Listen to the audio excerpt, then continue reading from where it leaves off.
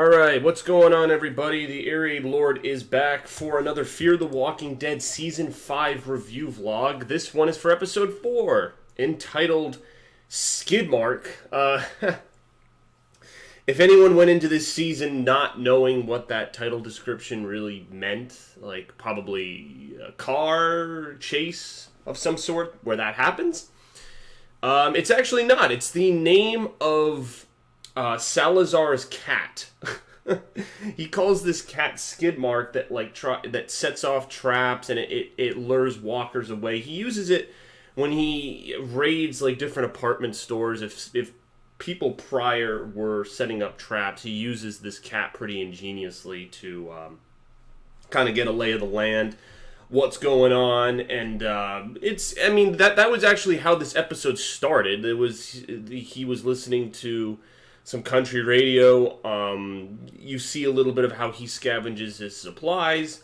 Meanwhile, while he's out, Strand is not taking Salazar's warning from the previous episode, or the previous episode before that. He's not taking his warning. He's trying to get the plane. We knew he was going to. The previews also indicated as much. So he's trying to get the plane. He's using Charlie to kind of stalk Salazar and see, what he's up to. And so the majority of the episode, there's a bunch of different arcs in this episode. There's the kid Max that they found in that car in the previous episode.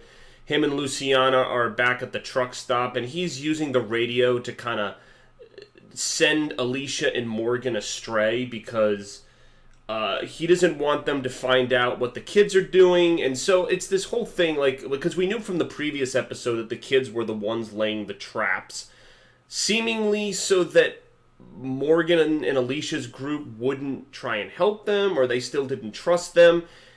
It seems like, and by the end of the episode, you discover that this is a group of orphans that obviously lost their parents. They've all banded together. They don't really trust people.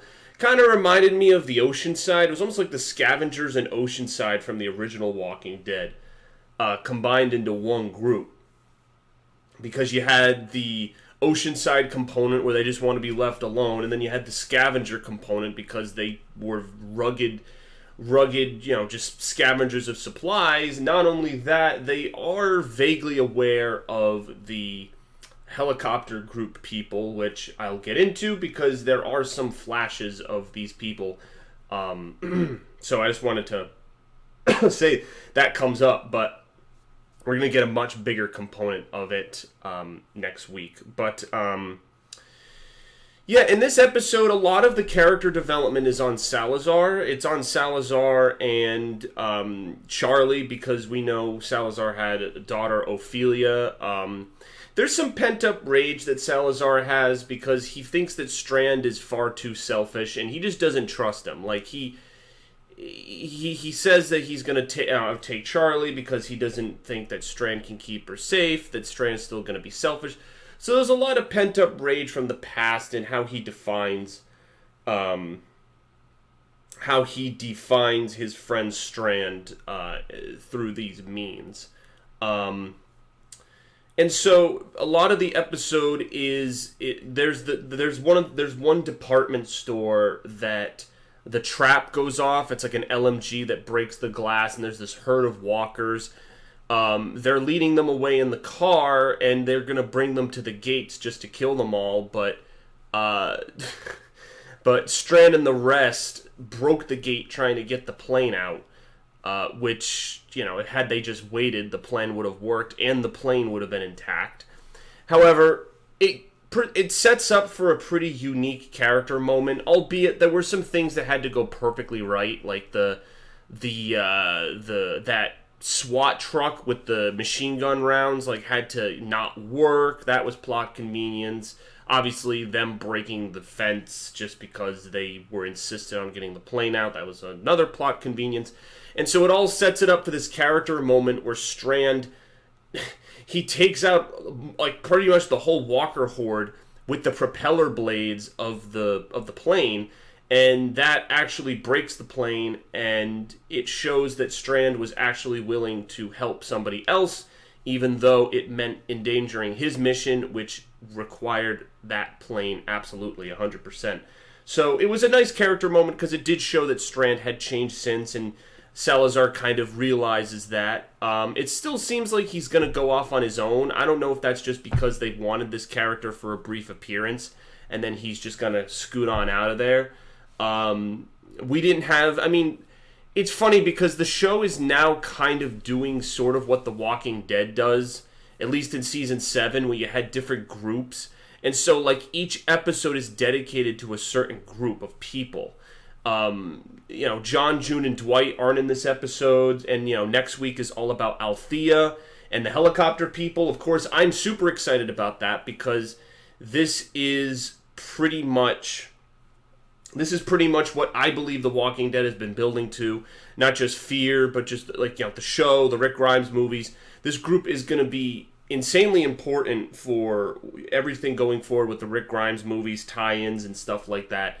And so we're going to learn a lot about them next week. I'm actually very interested to talk about next week's episode, even though it hasn't aired yet. And right now I'm just doing a review of Skidmark, which I did, again, I thought it was a good episode. I just thought there were plot conveniences so they could get you to a point with the characters they had present on the table. And then you had the whole thing with Max and the group lying, but there was nothing new for me there. I knew these kids were scared because they were orphans that were just relying on each other. They didn't want to get help. Obviously, they are somewhat aware of the helicopter group because there's a scene where they see one of the warriors with that triple pronged spike spear stabbing walkers, and they're hiding from this person, and so they have some working knowledge, and so they know that most people that they come across aren't to be trusted. So, what they revealed about them wasn't anything necessarily new. There's not some greater goal. They're not really adversaries. They're just frightened kids, and obviously Max in the end actually rats them out because he was supposed to be playing up the part. He sent Alicia and Morgan to the wrong camp location, and in the end, he realized it's pretty much because his brother and sister get captured, or he thinks that they're in danger from the helicopter group. So he explains to Luciana what's going on. Luciana also resurrects the frickin' radio tower that fell down. So she uses that to get an update from Strand on what's happening. So, I mean, again, there's little plot pieces, little plot informations. It's moving slower, but I definitely think next week's episode is going to be eye-opening. And the name of the episode, The End of Everything. All right, I'm just looking to next week. The End of Everything is the name of next week's episode, and that I'm just like, I paused for a minute. I'm like, The End of Everything. That's a name of an episode. That's a freaking, I don't know. I mean, I want to do almost predictions in this video, what you guys think, because this is really almost like a helicopter group dedicated episode because it takes place from Althea's perspective, but we know that she was captured by them in the first episode of this season, so we're going to get that focus. Now, I don't know if any other characters come into play here. They're probably not going to show that in a preview, but from what I saw, it's looking pretty promising. I mean, it's just to me, it's just incredibly interesting, if nothing else. I'm just like, whoa, guys with spikes, and, this is Rick Grimes. Because they literally use the helicopter. They show you the helicopter. It's probably not the same one, but they definitely mirror the scenes where there's the helicopter with that radiation symbol thing, and they look up and you see it in the sky. It's just like every other time we've seen that helicopter, including when it took Rick. So I saw it trending too. I went on Twitter right after the episode. I was like, oh yeah, people are talking about the helicopter. I was like, yeah, people made the connection. So for me, that was the most interesting part of the episode. I was like, oh, I was kind of locked in on that. And again, the character moment between Salazar and Strand about their backstories and coming full circle a little bit was cool. I just thought that it was a little bit of plot convenience to get to that point. But I mean, overall, I'll give I don't know, solid 8. I'll give this episode a solid 8 if I'm doing my 1 to 10 review scale. I usually, I don't usually, I've realized that my reviews don't dip below 8 generally. So, I don't know if that's just me being nice towards the show. I like the show, obviously. The original Walking Dead. Fear, I've skipped around because I haven't liked... I've had vlogs about this where I think that it's, kind of like a Walking Dead clone and stuff like that, but season 5 is dedicated in going to a different direction where they want to tie it into the Rick Grimes movies purposefully. They want to do this purposefully. And that's what I'm waiting for. Like, what's the end game here? Is Morgan going to get taken by the helicopter group and then go get reunited with Rick? Because Lenny James doesn't usually stay on a show for that long. Because with The Walking Dead, season 6, 7, 8, he did 3 seasons of the show. And that was 3 years, and so he was kind of like, all right, I reemerged onto this show, are you just going to have me on this show infinitely? But then maybe Scott Gimple said, in Fear the Walking Dead, you're going to have more of a focus, you're going to be with a new cast, and there's a potential that will move you to another... I don't know if he's going to go by the end of season 5 of Fear the Walking Dead, will Morgan cross over to the Rick Grimes movie? That's another question. So I got 2 predictions for you guys in this vlog. What do you think is going to happen in next week's episode with the helicopter group? Like, I literally throw out any and all predictions. And then do you think by the end of season 5, not just the mid-season finale, but the end of season 5 as a whole, do you think Morgan will reunite with Rick, or will be just going towards the helicopter base location, wherever the heck they operate out of? Wherever Jadis thinks that it is, knows where it is, because she said to Father Gabriel in season 9 that there was a place far away. So whatever place, pronoun, noun she's using, where is this place? And will Morgan and Rick be at this place together? Because then you'd have more characters that we know in a central location. And wouldn't that be so bizarre that Rick sees, he would wake up maybe from his coma, from his injury, and he sees Morgan, who was the first person that he saw, the first human being, other than Dwayne, I guess, the first human being he saw after getting out of the hospital and waking up the first time from his injury when he got shot. So I just think that would be symbolic, ironic. I don't know if the showrunners and Gimple and Kirkman will go for that, but I think that's kind of cool. So, all right. So, thank you guys. I didn't want to make this too long, but there's a lot. The episode accomplished what it set out to do. Like, it had some check boxes and it checked them off, and that was the episode. That was pretty much the episode, and there was just a lot and the funny thing is, I saw previews to next week's episode before this episode, Skidmark, aired. And I was like, wait, is episode 5, is the contents of that episode in tonight's episode? Or is that next week? It ended up being next week. But I was seeing those previews early. I was like, why am I seeing these episode 5 previews? And, I'm only, episode 4 isn't even out yet. So, I don't know. But no, the preview was for 5, so 5 will be the Althea helicopter group stuff. So that vlog next week, when I do a review for that, will probably be much longer.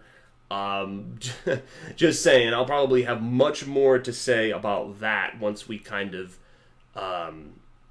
learn more about this group that we're building up to with Rick. So, all right. Anyway, that's about it from me. Thank you for tuning in and watching my review. Hope you guys are enjoying Fear the Walking Dead. Had a nice turnout for last week's vlog. I don't know if it was because it was Dwight's big return episode, but you guys, flocked to that video. In terms of looking at the ratings for my review vlogs of Fear the Walking Dead, just because I want to make sure people are enjoying it, because I didn't review Fear the Walking Dead last year, so this is a new thing for me to be reviewing the show. So I'm kind of checking on my analytics and looking and seeing are people actually enjoying Fear the Walking Dead? It is technically a different show from The Walking Dead, even though they're in the same universe. But I'm just kind of keeping pace, seeing if you guys are still kind of enjoying it. And for last week, again, I think it was because it was Dwight's big comeback episode after season 8. We finally get to see how he's doing, how his search for Sherry was going, and it looks like that's still going on. They said that John June John and June were with Dwight looking for Sherry, so they're separate. I don't know if they're like using that as a way to keep them out of the plot line of this helicopter group for the time being. But I gather that they'll resurface. But again, this is what The Walking Dead does, so they can, they don't have to pay every actor for every episode. They do the bottle episode. Again, I know how The Walking Dead does this. I've watched this show for many, many years, and I'm kind of on all their tricks. You'd think, 9 seasons of The Walking Dead and 4 and change of Fear. I would know how this structure works. So, anyway, that's about it for me. I gave it an 8. Let me know what you thought and give me your predictions as I mentioned previously. All right. Thank you guys. Peace out. See you later.